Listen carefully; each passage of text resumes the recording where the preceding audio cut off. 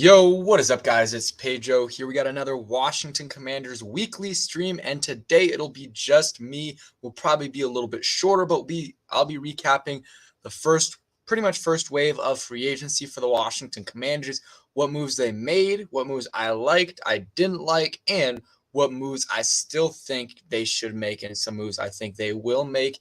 And then we'll get into the ownership situation, talk about some updates. Don't want to get into that too much because it is getting a little bit tiring, but excited to talk some football with you guys. What is up? Todd says, I like all the moves we made in free agency, especially re-signing Deron Payne. I love that move. The day before free agency starts, re-signing your biggest free agent. I like that move. And I don't think obviously it's a lot of money, a little over $22 million a year, but for the type of player Deron Payne is and how young he is and how talented he is, I think that's a solid move for sure. What's up, Brendan? Appreciate you for coming through. So we'll first start off with kind of recapping some free agency moves, and then we'll get into some other stuff as well. So first, we'll get into guys they lost. They lost Cole Holcomb, Taylor Heineke, Cam Sims. They released J.D. McKissick. I'm trying to think of anyone else that they lost. I think that's it. I might be missing someone, but those are the major guys: Heineke, Holcomb, Cam Sims, and J.D. McKissick, and Wes Schweitzer also left as well. Those are kind of what's up, Beckham. Bobby McCann, I mean, we released him a few weeks ago. And yeah, he went to the New York Giants. KRT says, do you think they'll move the team to Canada if that potential bidder from Canada wins? I doubt it. I saw someone talk about that earlier, but I just doubt it happens just because they kind of need a team in DC. I don't think they'll move one to Canada. That'll be another smaller market team that they'll move to Canada, or they'll just start a new team there. Someone says, I wish we could get Lamar. Yeah, maybe with the new owner it'll happen. I don't know, though. Yeah, Holcomb, not super upset about it, but I think he's probably better than Cody Barton, who we signed for a 1 year, $3.5 million deal, fully guaranteed.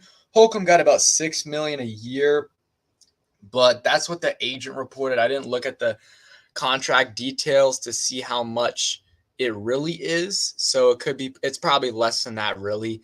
And it is unfortunate. I think he's, again, better than Cody Barton, and then you don't add anyone else. The linebacking core, and I'm going to make a video about this tomorrow, it's worse than it was last year.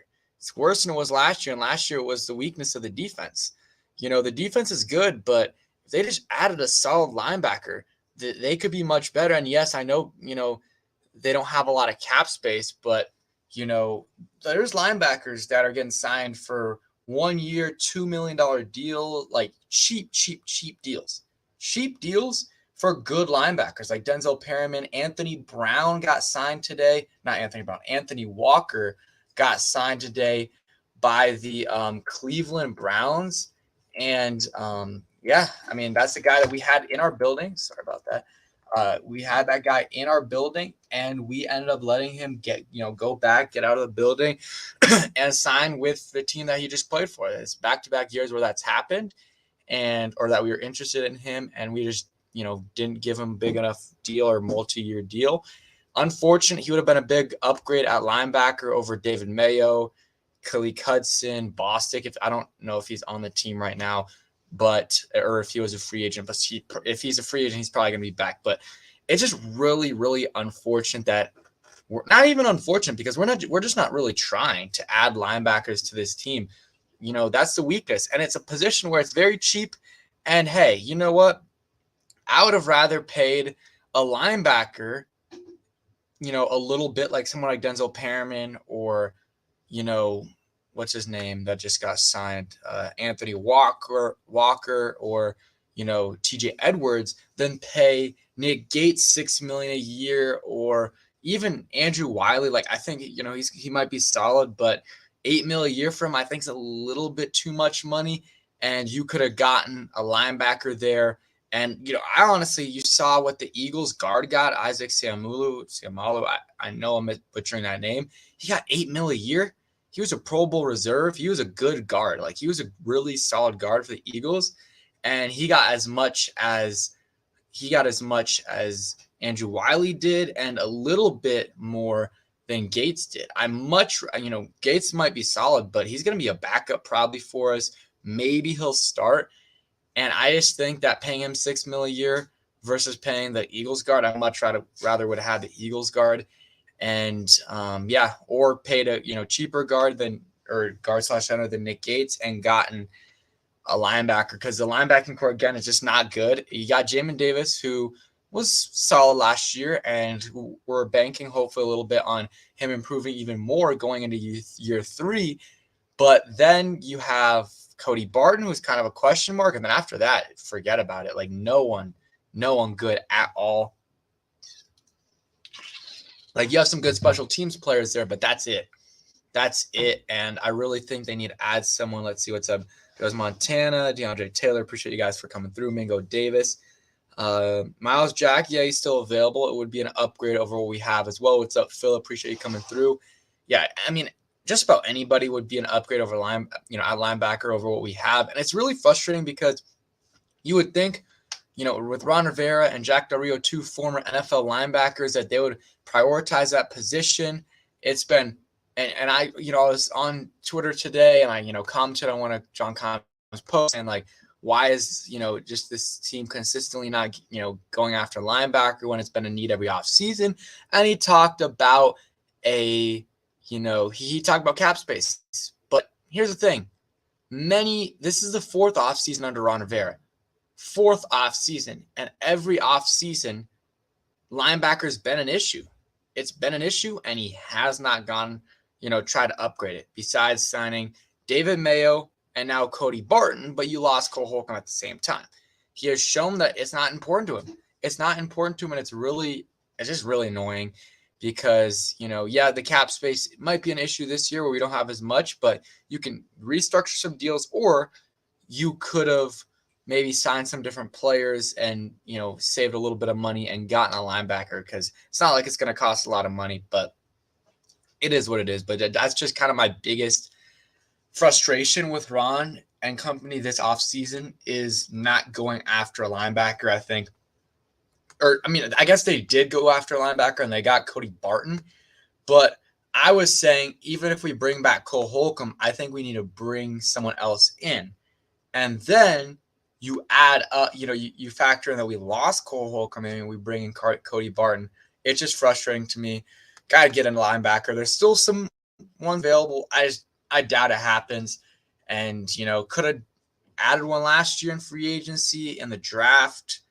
They didn't do it. They decided to take Fedarian Mathis in the second. And, hey, Fedarian Mathis might be a good player, but I think we all, at the time, and some people, because, they love the team, they kind of convinced themselves that it's a good pick.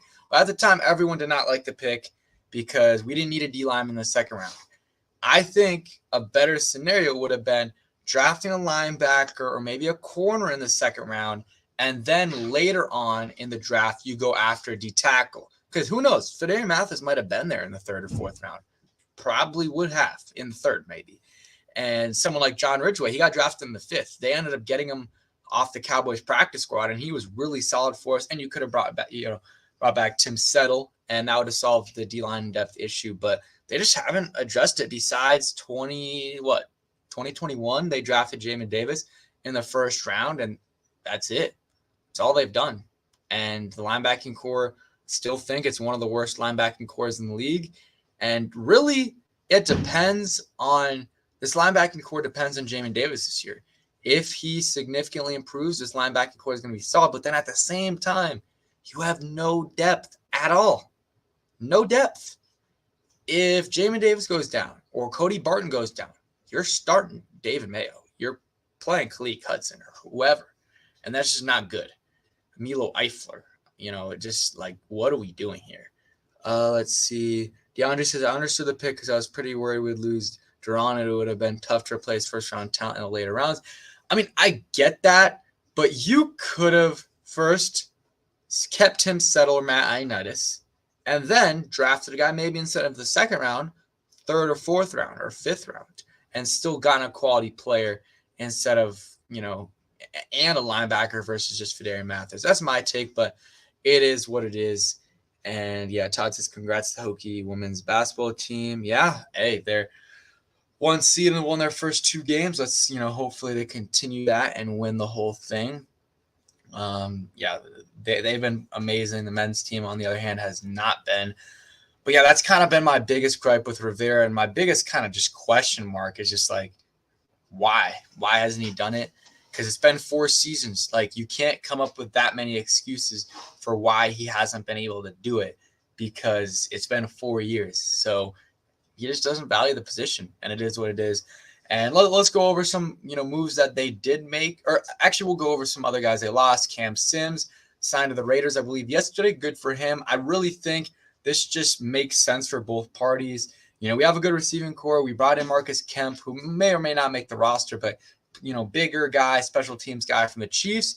And, Eric Bieniemy obviously likes him, and that's why I brought him in. And then, Cam Sims, it's just like, I feel like it's time for him to go somewhere else where maybe he'll get an opportunity, because the last 3 or 4 years with Ron, like, he just hasn't really gotten that much of an opportunity besides the 2020 season. The 2020 season, he got a big opportunity, but 2021 and 2022 didn't get much. And he has some talent. He's a big body. Like, I want to see what he can do on another team. And, Scott Turner's there in Oakland, so maybe that influenced him, not Cam's decision, but the Raiders' decision in bringing him in. And, hey, I hope he does well. He's a good guy, and he really had a lot of talent. Or, his first year here or training camp did really, really well, then got hurt, had a lot of hype, and then had a lot of hype coming into the next year. Didn't even make the roster, I believe. Or I don't know. There was something like that. And then everyone thought he was going to make the roster, I believe, with Rivera, and then he doesn't. And he, is on the practice squad. And then, the first few games of the season, gets called up for special teams. And then after that, he was playing the rest of the way. And he was, a contributor. I mean, he had some big, big catches during that, end of the season run to get into the playoffs. Like that Steelers game, one-handed catch and a couple screen catches that he had. He was huge for us. So I wish Cam Sims nothing but the best. I hope he it gets a little bit of a larger role on offense with, Devonta Adams and the Raiders. And, hey, yeah, wishing nothing but the best for him. J.D. McKissic, unfortunate with the neck injury, but that was to be expected that we were going to move on from him, save a little bit of money there. And then Wes Schweitzer, after we brought Nick Gates in, there was no chance we were bringing back Wes. Another guy that I, hope does well with the Jets. He did a really good job here over the last 3 years. Very versatile and stepped in a bunch of times and played really well. Besides this past year at center wasn't great, but still not a position you normally play. So shout out to Wes Schweitzer. And then Heineke, of course. I mean, I made a video about this. Heineke, I wanted him back, but I understand why they didn't bring him back and pay him $10 million. And yeah, wishing him nothing but the best as well. And I think he'll probably play in Atlanta, and maybe he'll get another chance somewhere else. But he's making money, and that's great for him, because a couple years ago, he probably didn't think there was a chance he was going to be making all of this money. So it's generational wealth right there if he continues to play it right. So now moving on to the guys we did sign. So we signed Nick Gates, was kind of the first guy I believe they signed. I think it's, it's an okay signing. He's a good center or a solid center, can play guard as well, and sign him for about $6 million a year. I think it's an okay signing. I think the $6 million is a little bit much. And a lot of people will be like, oh, the Giants fans love him. Well, they loved him because he came back from a gruesome leg injury where he had 7 surgeries after a broken fibula and tibia, I don't know, whatever it's called. And he came back and played okay for them this past year, but he's okay. He was solid, a good center for a little bit before the injury. And sorry, I think he's better suited at center. The only thing is with him, he's got that injury history. And yes, it's just one injury, but like something like that, we have 7 surgeries on that leg. And it did happen at FedEx Field, I believe. When you have 7 surgeries on one leg, it definitely hampers you. And it's just brutal. And then you combine that with Chase Roulier, back-to-back seasons with season-ending injuries, with leg injuries, and then you add Tyler Larson, who they re-signed. Which, okay, do I hate the move? No, but I don't like re-signing Tyler Larson. He's a good guy and he's a good backup, but the combination of those three guys, all with severe leg injuries in the last couple of years, I don't think it makes sense. I really do not think it makes sense. I don't like it. Maybe they'll move on from Chase Roulier, but still, you got I want a backup that can play. I want a backup that can play, and yeah, we'll see what happens there. They re-signed Danny Johnson. Think it's a solid move. He gets his money and probably will be the fifth or sixth corner on this team. So good for him there. He was really solid down the stretch. Like that move for sure. They still need to add corner, and they brought in Cam Dantzler. They claimed him off waivers. Minnesota Vikings former third-round pick, I believe, in 2019 or 2020. I think 2020. He had a couple good, solid seasons this past season. Not great, and I think it's a good pickup. Guy that it's no risk or low risk, high reward, and he could end up being a really solid player for the Commanders at a position of need. And it's going to be cheap. So if it doesn't work out, it is what it is. But he's got talent. If he works out, it was a great move by Ron and company. They signed Andrew Wiley. Looks like he's going to play tackle. I think he's probably better suited at guard. But they're going to move him to right tackle or play him at right tackle. Had a really good game against the Eagles in the Super Bowl. But, did give up 11 or something sacks. Gave up a lot of sacks this past year. Or maybe 8. I don't know. We'll see. We'll see how he plays. They're moving Cosme inside. They told him that, so at least they told him early on because it would have been annoying if he didn't know until after the draft what position he's going to play. And it looks like the O-line will be Leno, mystery left guard, Chase Roulier, Cosme, and then Wiley, with the chance if Cosme gets cut that you put Nick Gates in at center. And left guard is still in question. Nick Gates could play there, but I think he's better suited at center. Chris Paul could play there. You could draft a guard. There's a lot of things that are still, we still got question marks. We still got question marks in the offensive line. We really, really do. And yeah, that's kind of it on those two signings. I'm trying to think of anyone else that we signed. We signed Abdullah Anderson, D tackle. He's a camp body with the slim chance to make the roster, but he definitely has a chance if he plays everything well. But that's really it on that side. There's nothing much to it. He started, I think, 8 games for the Falcons this past year. And yeah, he's going to be competing with guys I'm trying to think. I guess Shaka Toney, William Bradley King, guys like that. That's really it. It's going to be hard for him to make the roster when we already know Chase Young, Montez Sweat, Deron Payne, Jonathan Allen. Those are 4 starters that are making it. Then you got Fedarian Mathis, John Ridgway, James Smith-Williams, Casey Toohill. That's 8. And then probably Efe Obada, 9. Might be missing one other guy, but there's room for one more offensive or not defensive lineman on the team. So maybe Shaka Toney, maybe William Bradley King, or maybe someone else that they draft, or maybe Abdullah Anderson. If you guys have any questions, go ahead and put them in the chat. Again, just me today, so I have more time to answer questions. So go ahead and put those in the chat. Also, hit that like button and subscribe if you guys are new as well. What's up, Dake? I always appreciate you through. I know you've been a subscriber for a while and appreciate the loyalty there. So those are kind of the moves they made. We talked about the guys they lost. They re-signed Deron Payne, Cam Curl. That could happen probably in the spring, maybe around OTAs, maybe between OTAs and training camp is when a deal. That's probably when a deal would get done with Cam Curl. That's kind of when the Terry deal got done, and then the Jonathan Allen and Logan Thomas deal got done right before training camp started. So that's probably when a Cam Curl deal will get done. I think it will get done. He'll be probably getting paid 13, 14 mil a year. And that's great for a 7th round pick.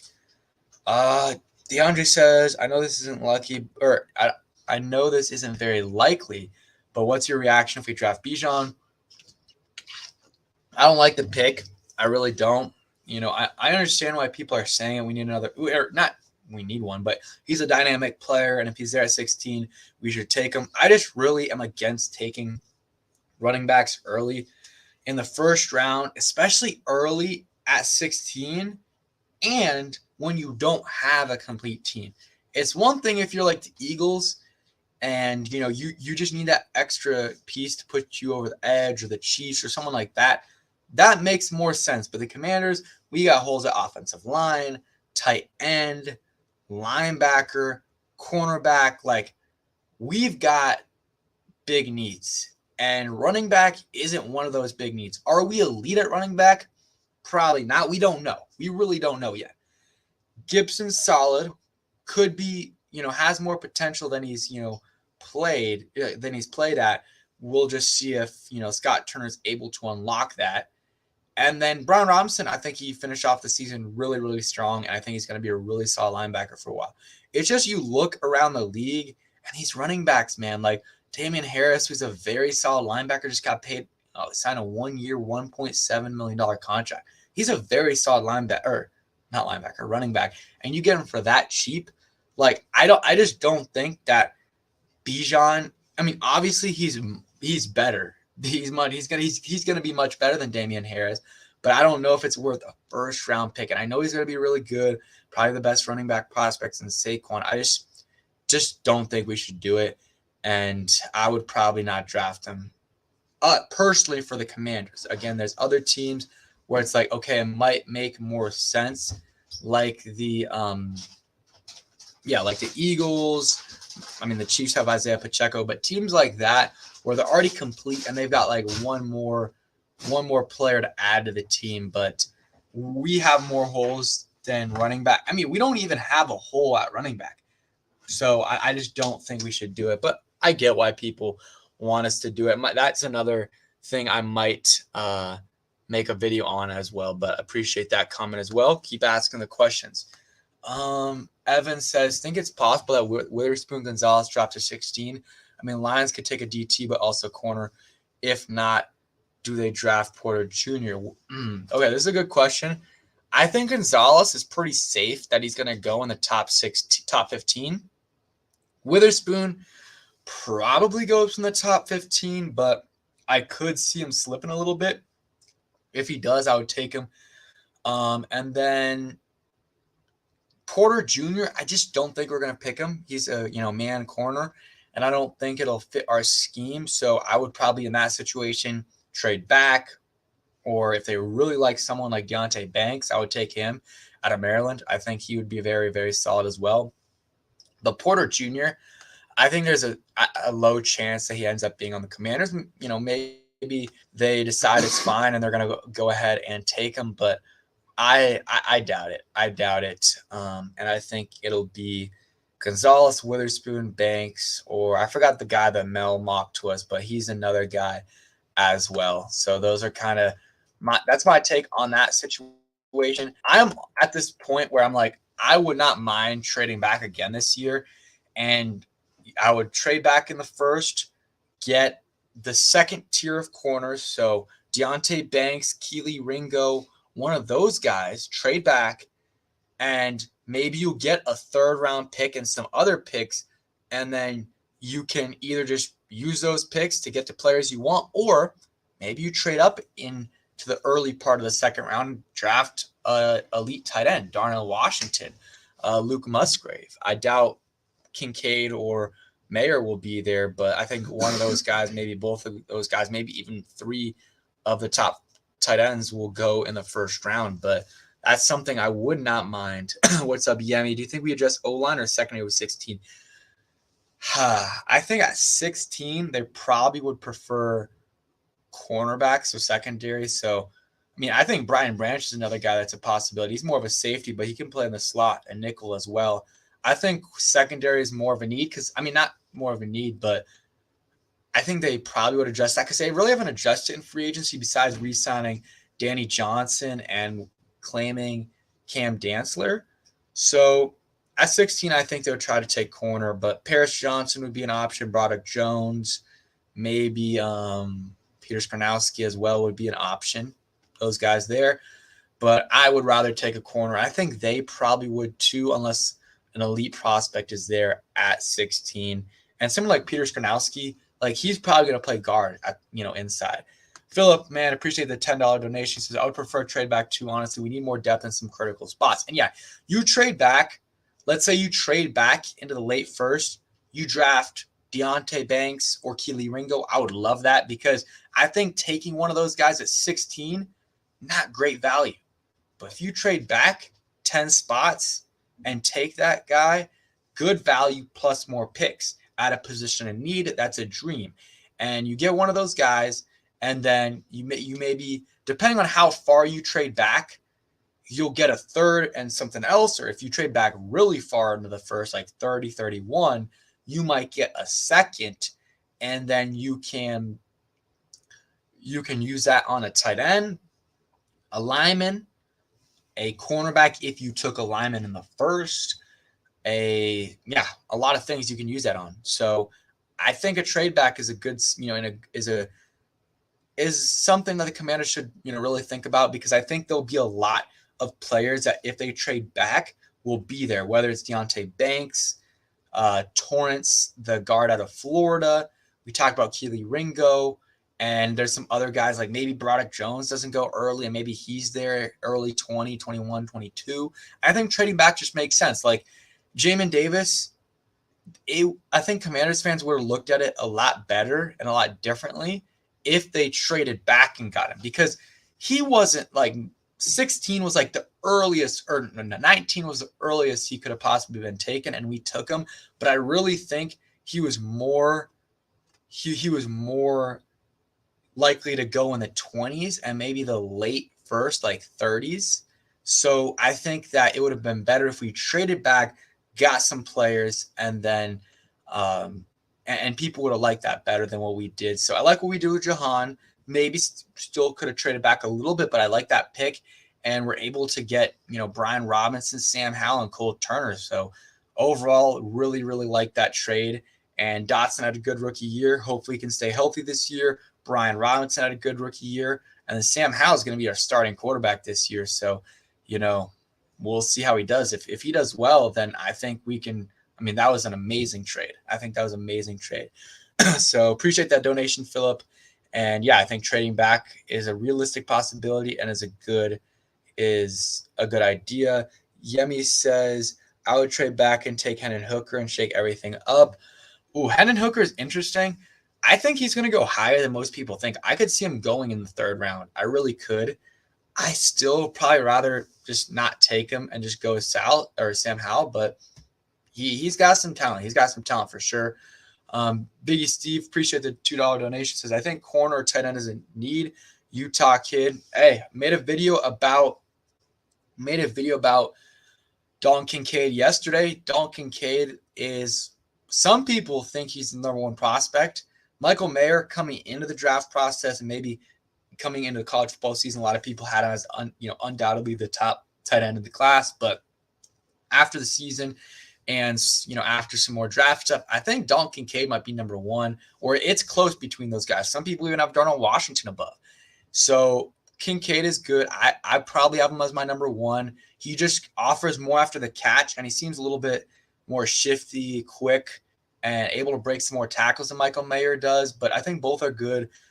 And Darnell Washington is as well. And I think that, those three, and honestly, even Luke Musgrave and some of the other tight ends, I don't think there's that big of a difference, a gap between tight end 1 and tight end 4 or tight end 3. So that's why I don't think we should take a tight end at 16. If we want to trade back super far in the first round, or, take someone in the first and trade up into the second round and take a tight end, I would not mind that. I really would not mind that.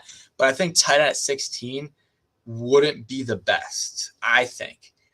But, Kincaid, if we traded back and got him, would not mind that. And yeah, corner, of course, Christian Gonzalez or anyone like that would be, I'm very, very excited about what that, if we could get him, that would be the dream pick. Christian Gonzalez would be the absolute dream pick.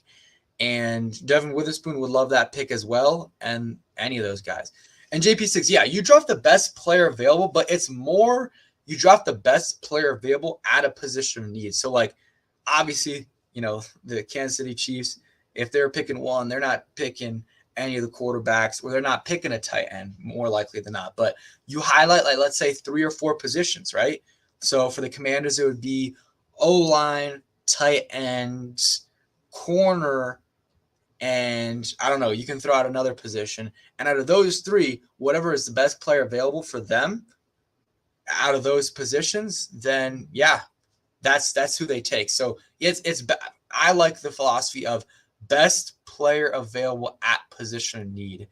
And yeah, I mean, Mark, yeah, it is what it is with Mark. Every time I talk about anything with free agency and I say, oh, I think we overpaid for this guy, or maybe I wouldn't want to pay Orlando Brown, or let's say Tremaine Edmonds 18, 19 million a year. He complains. So it is what it is. It's not a big deal, but that's kind of what he's getting at, and how sometimes I say I would pay a certain player that amount of money. But a lot of the time, I'm saying I don't think Ron is paying that kind of money for a player. And definitely this offseason, Dan isn't going to pay that kind of money. I love the Deron Payne re-sign. I was 22, 23 million a year. I said that from the jump. It was going to be over 20 million a year, and it would happen, and I was happy.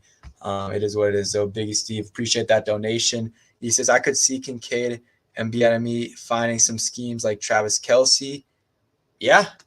I mean, a lot of people want us to drop to tight end because Eric Bieniemy did wonders. Him and Andy Reid did wonders with Kelce. So I could see that for sure. And yeah, Kincaid would be a dynamic weapon. I mean, it would be Kincaid, Terry McLaurin, Jahan Dotson, Curtis Samuel. I mean, that's a nasty, 4 players right there. And yeah, I still think it's probably 16 is too rich for a tight end, but it is what it is. Who started the tight end talk anyways? No one was talking about this until a few days ago. Daniel Jeremiah mocked Dalton Kincaid, the Utah tight end, to the Commanders at 16, and that's kind of where they started everything. Where the tight end talk started. JP Finley tweeted that as well, retweeted it, and that's where the talks kind of started. And now it's probably going to become a topic. We also met with Darnell Washington and a couple other tight ends as well. So, yeah. And I think, though, Ron, the way he's talked, I don't think he's going to take a tight end early. And, I think it wouldn't be a bad idea, though, to take one in the second or third round and, get a guy that he might not be the number one tight end, but he's not far off from that, and you're getting him a much better value. That's my take. Robert May says, why haven't Washington released Logan Thomas? Yeah, he cannot block at all. That was apparent from his ACL injury, and I thought it would be the right decision to move on from him. You save some money, able to sign some other players like a linebacker that I think they really need to sign. But what Kime was saying on his podcast is that they think he was doing much better in the second half of the year, and they think that he will be much better in second season, coming off the torn ACL, MCL, all that. And that's why they're probably going to keep him. But I think they still could at least restructure. Armani Rogers, yeah, he has some potential. I would like to see what he can do, or Cole Turner. Let's see what those guys can do. Both pretty talented. And even John Bates, I think we know what he is. He's a blocking tight end. That's really it. He's gonna make the roster most of the time, but he's a blocking tight end, and that's really it. He's not much of a pass catcher. He did have a nice touchdown, but yeah, that's it. Biggie Steve says, do you see us getting a new owner before the draft? So let's transition. Good question here. Let's go ahead and transition into the ownership talk. So not, a lot of updates, but Magic Johnson joined Josh Harris bidding group and Mitchell Rails. So that's kind of that group we know. There's still Tillman Fertitta as another one. And then we have the new guy. I'm not even going to try to pronounce his name, but the Canadian guy is another option as well. He toured the facility a few weeks ago, and that is someone that potentially could happen again from Canada. And I don't know, just finish it. I just want this ownership thing done. Tired of talking about it all the time, but it's necessary to do so. I think we'll know in the next week or two who the owner is. and then it'll be official in like May or so. It'll be officially official in May around then, but we'll hear what happens in the next week or two. And I'm just hoping, I just want this to be over. And I think it's 99.99% that Dan Snyder is gone. But, we just need that, 0.01% or whatever to not happen. And just so we can be, finally done speculating on who's their new owner, Bezos, Harris, Fertitta, mystery guy. But yeah, I want this over and get a new owner and just have Dan Snyder, the worst owner in sports, I believe right now, to be gone. No one's going to be worse than Dan Snyder. I can tell you that. It's 24 years of just awful decision making. I don't have to get into it. I mean, just not only the football decisions he's made, but also the workplace environment that he created and the people he hires. Awful. Biggie says, who do you want to see top 3 owners? I'll go Bezos, Harris, and then this guy, whoever the guy that's touring. I don't really want Tillman Fertitta.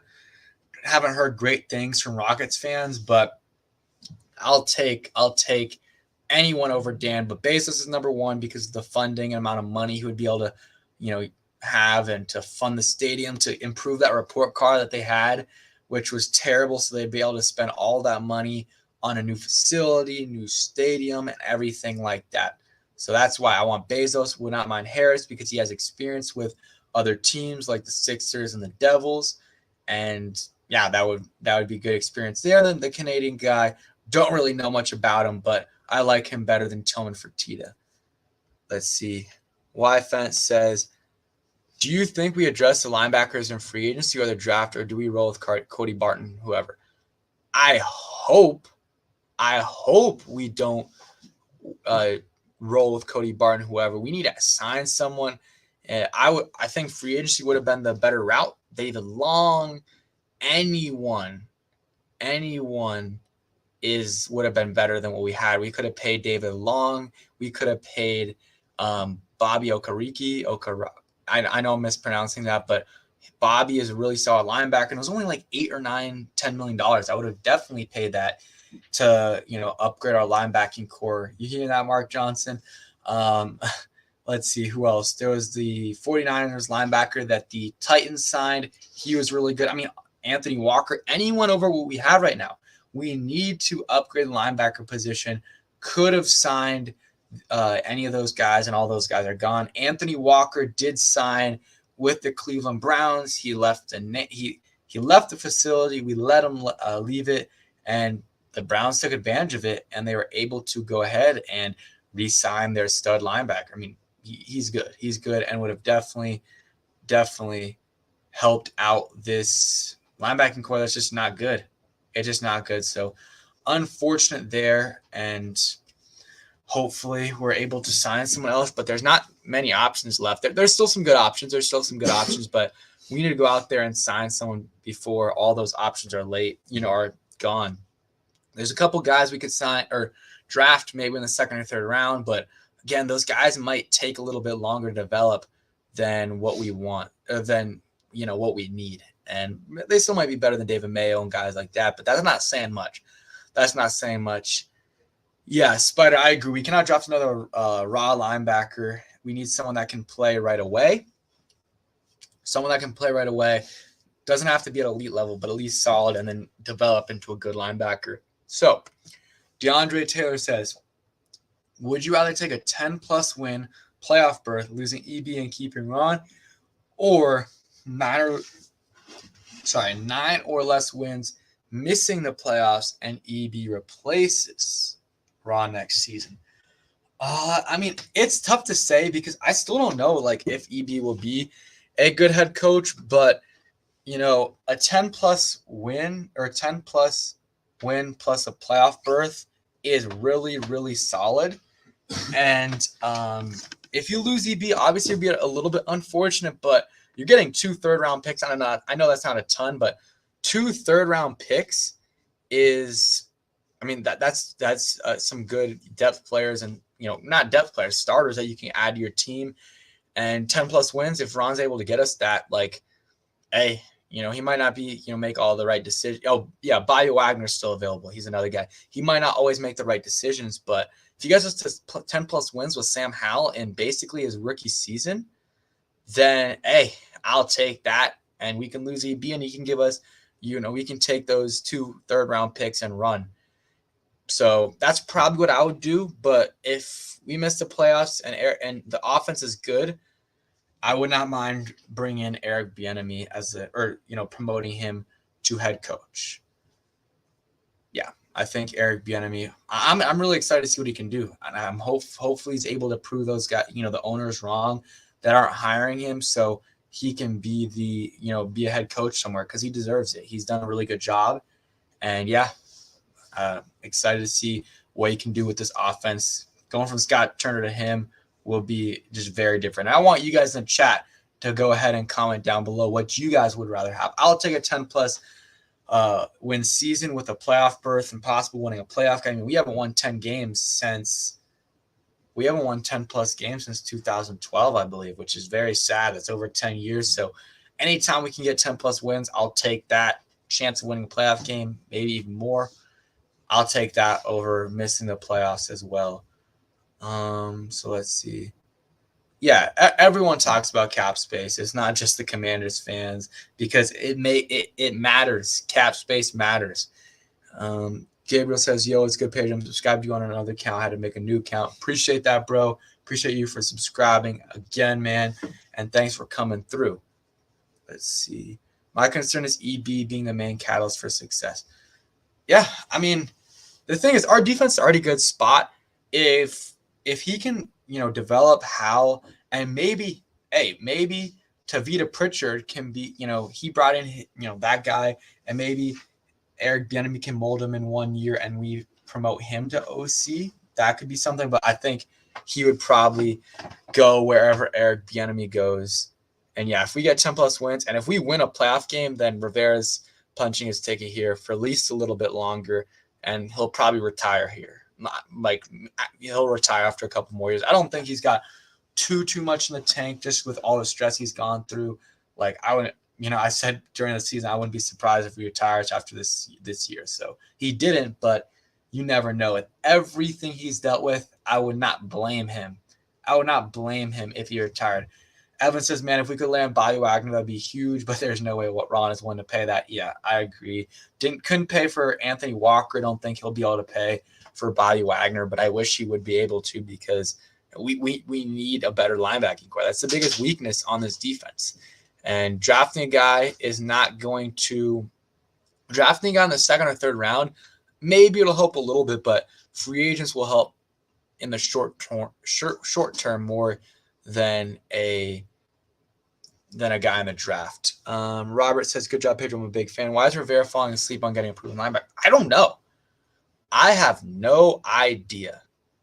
It's been 4 off seasons, and the biggest name, linebacker he's signed is Cody Barton.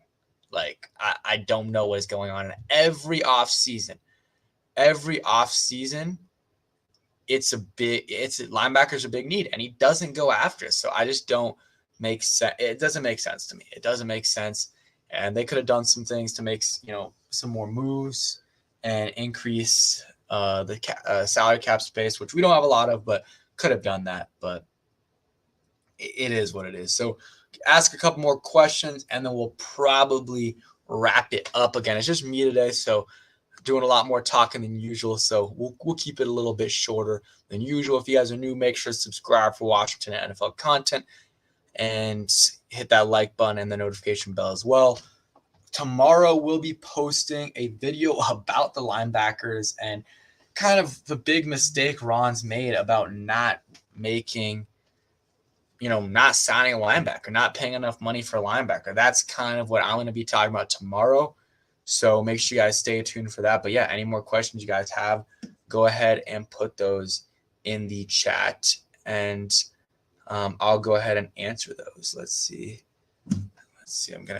They probably decide between a linebacker re-signing Payne. I mean, that definitely played into it a little bit, but they still could have done a little bit better job of, putting their money in certain places and being still having some left for a linebacker. Philip says, do you see us getting a running back late in the draft? I think Jerick McKinnon is a guy that if we sign him before the draft starts, then we probably don't go running back late. But if not, then maybe try to get a pass catching back late, a speedster. I would not mind that. After the 5th round, if we take a running back, I would not mind that because a lot of solid running backs are drafted in the later rounds. Like Isaiah Pacheco was like a 5th round pick, maybe 7th round pick last year. He was really solid. So if you can find someone, and who knows, maybe Eric Bieniemy wanted to draft him. And if you can find a good running back in the late rounds, go ahead and do it. Add him to the team. I wouldn't mind that. But also, Jerick McKinnon is a very solid pass catching back as well. Yeah, Gibby is, I think this is his contract year, right? Because he played, this is his contract year. He's played 3 years, so this is his contract year. What do you think about any pickup post June 1st? I mean, I think we definitely should. A linebacker, corner, maybe a veteran cornerback, not as a starter, but like a borderline starter, because we do need some depth at that position. So, and who knows, maybe a linebacker as well. What's your record predictions for us, and where do you think we'll fall in the NFC East? Oh, that's very tough. I don't know if I can do that right now. I would say probably it's tough not knowing how's. I'll go 9 wins. I'll go 9. It's still got a lot to see in terms of what we do. I think the NFC East, every team, man. I mean, the Giants upgraded a ton, got Darren Waller, upgraded the receiving core, added a couple players, kept most of their guys back. The Eagles, they lost some guys, but they still got Jalen Hurts, A.J. Brown, Devontae Smith, Jason Kelsey, Jordan Mailata, Lane Johnson. Like, they've got a good group there, man. And I think that I don't know. I don't know how we're going to be. So I'll probably say 3rd or 4th in the NFC East, but that doesn't mean we can't make the playoffs. We could have made the playoffs last year if we beat the Giants if we beat the Giants or if we beat the Browns as well. Like, we could have made the playoffs, but hey, enough of the excuses. Like, we actually have to step up. So hopefully we're able to, Sam Howell's able to play solid, and we're able to get 9+ wins and make the playoffs. I think, the NFC South is terrible. They're just bringing one playoff team. NFC West, they'll probably have 1 or 2. And then the NFC North, they're not good either. They're having 1 playoff team. I mean, look, the Vikings, they got worse. They probably will make the playoffs. Maybe the Lions. I think the Lions might be the favorite in that division. Like, I think we can make the playoffs. But if we make the playoffs, we're still probably 3rd or 4th in the NFC East. But making the playoffs is good enough for me, and because we usually don't make the playoffs. And if we win a playoff game, I'll be ecstatic. And that is the goal. That is the next stepping stone. And winning a playoff game in the first year with a new owner would be absolutely amazing. I think we're going to end off on that note. Appreciate all you guys for coming through. And again, tomorrow will be a video on the linebackers. And yeah, appreciate you guys for coming through. Philip B, DeAndre, Spider Monkey, Y Fent, DeAndre Taylor, Biggie Steve, JP6, Yemi. Again, Vance, all you guys, appreciate you guys for coming through, and peace.